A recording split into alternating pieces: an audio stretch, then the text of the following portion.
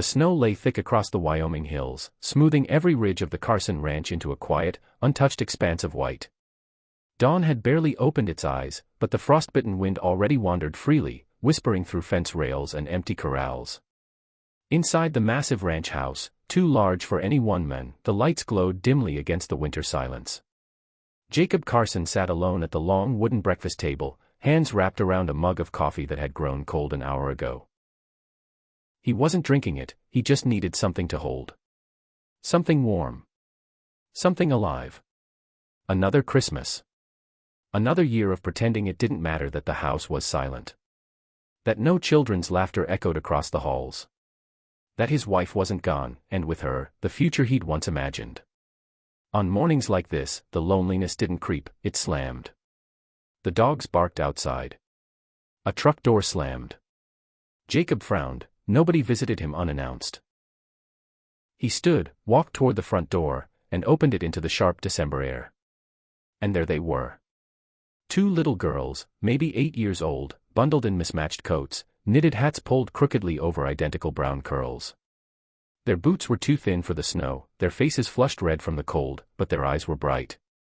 Bright in a way that struck something buried in Jacob's chest. And behind them stood their guardian, Emma Hayes. His new neighbor who'd inherited the small farmhouse down the road last spring.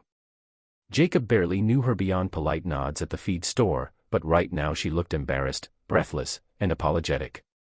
"I'm so sorry, Mr. Carson," she said quickly. "They insisted on coming. I told them we shouldn't bother you this early. But we have to," one of the twins blurted out, stepping forward. "He has a mailbox.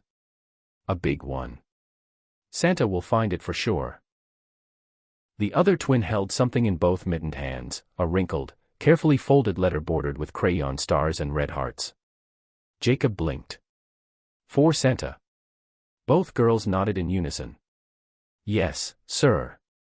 "Could you send it? Please? Your house is big and tall and special. Santa would definitely get letters from here." Jacob stared, speechless. He wasn't used to small, determined children showing up asking him to help with Santa's mail delivery. He wasn't used to anyone asking him for anything. Emma stepped forward, shivering. "They heard at school that you used to fly small planes. 4 farm runs.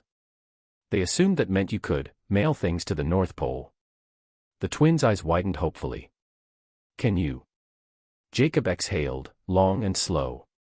The edges of something warm, something painfully old, tugged at his ribs. He crouched down in front of the girls. "Well," he said softly, "I can't promise the North Pole mail run is still open this late on Christmas morning. But I can promise that Santa sees every letter placed with a good heart." The girl with the letter extended it toward him with both hands, as though it were something sacred. Jacob took it gently, feeling how cold the paper was. "Thank you, Mr. Carson," she whispered. Jacob swallowed. "What did you ask Santa for?" The girls looked at each other. It was the first time their smiles faltered. The first moment he saw something deeper, something adults learn to hide, but children were plainly longing. Worry. "We don't want toys," one said quietly. "We just want a dad," the other finished. The wind stilled. The world stilled. Even Jacob's heartbeat seemed to freeze. Emma inhaled sharply behind them, clearly mortified. "Girls," she began. "That's not appropriate." "It's all right," Jacob murmured, standing slowly. "A dad. A father. A family." He hadn't heard those words, not aimed toward him, in years. Emma stepped forward, trying to gather her daughters, trying to apologize again, but her voice shook and her eyes were glassy. Whatever story she carried, it was heavier than her simple coat could bear. Jacob looked at the twins, 2 bright sparks against the dull winter morning, and for a moment, he remembered what warmth felt like. May I read the letter?" he asked. Both girls nodded again.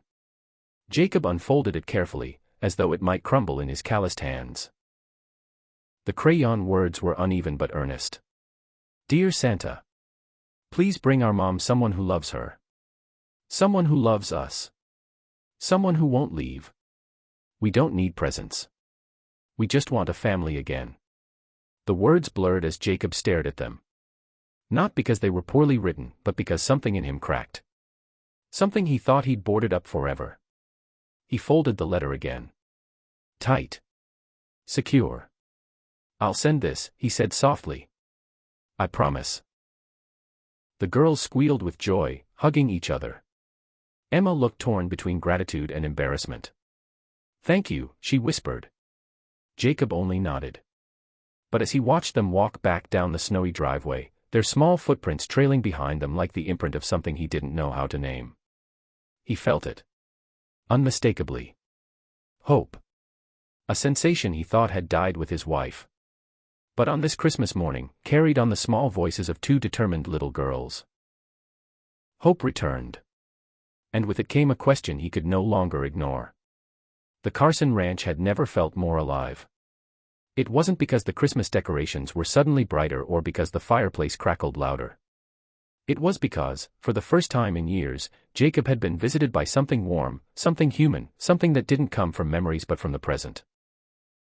He held the girl's letter in his hand long after they'd left, tracing each uneven crayon word as though they carried a secret. Perhaps they did. He spent most of the morning pacing the living room, coffee forgotten again. He tried to convince himself the letter was simply sweet. Endearing. Something children say. But the truth clawed at him. The twins' wish hid a place inside him he'd worked hard to bury.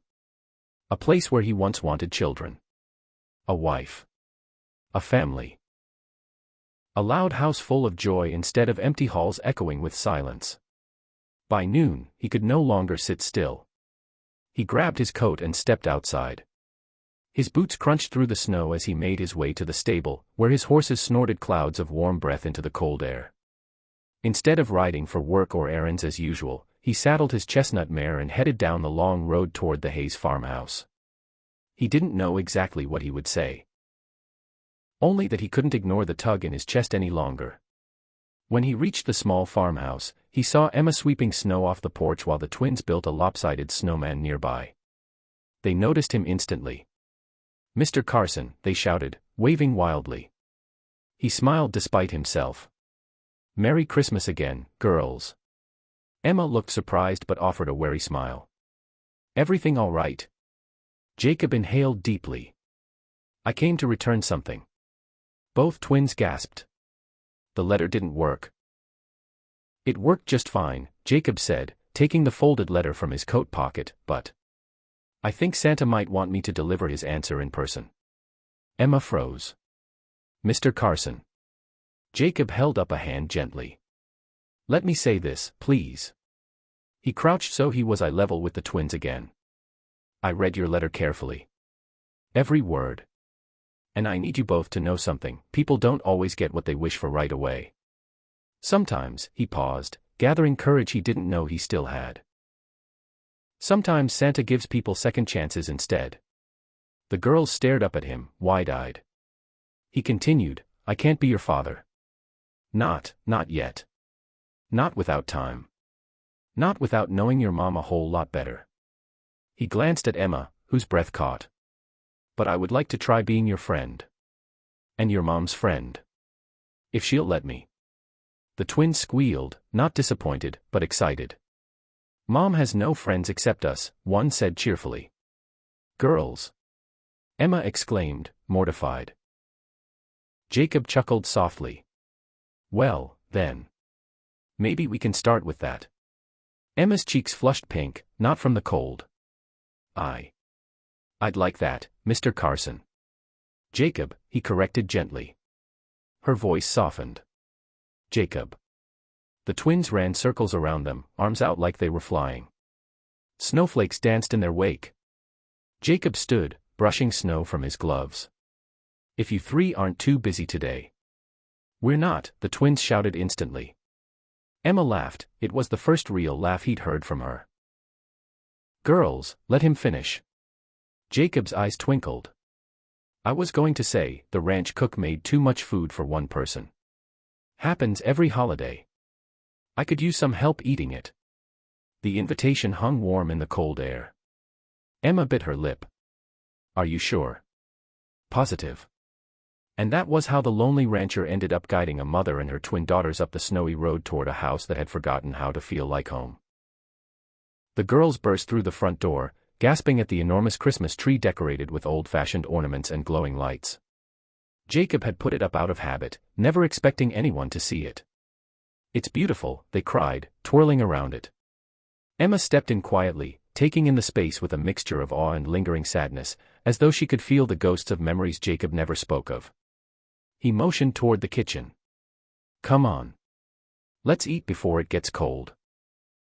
And for the first time in years, Jacob sat at a table surrounded by chatter, giggles, and the chaotic noise of children accidentally knocking over napkins and talking over each other.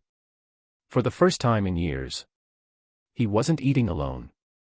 Hours passed like minutes. The girls explored every corner of the ranch with fearless excitement. Emma helped Jacob clean up, their hands brushing accidentally more than once, each time sending a jolt of something warm and unfamiliar through him. As evening settled and the sky deepened to velvety blue, Jacob walked them to their truck. The twins hugged him tightly. "Thank you, Mr. Carson," they said. "This was the best Christmas ever." When they let go, Jacob knelt beside them once more. "Girls." "Yes. I need to ask you for something this time." They straightened, excited. "Anything."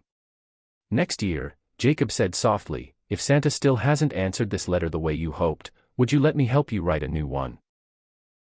The twins smiled, the kind of smile that starts in the heart and spills outward. "Yes." Emma's eyes glistened as she whispered, "Jacob, thank you." He shook his head gently. "No. Thank you." Because the truth was simple. They didn't just deliver a letter that morning. They delivered hope. And as their truck disappeared down the snowy road, Jacob stood under the stars, realizing something he never expected. This Christmas, Santa didn't forget him. Santa sent him 2 little messengers. With one huge wish. And maybe, just maybe, that wish was coming true.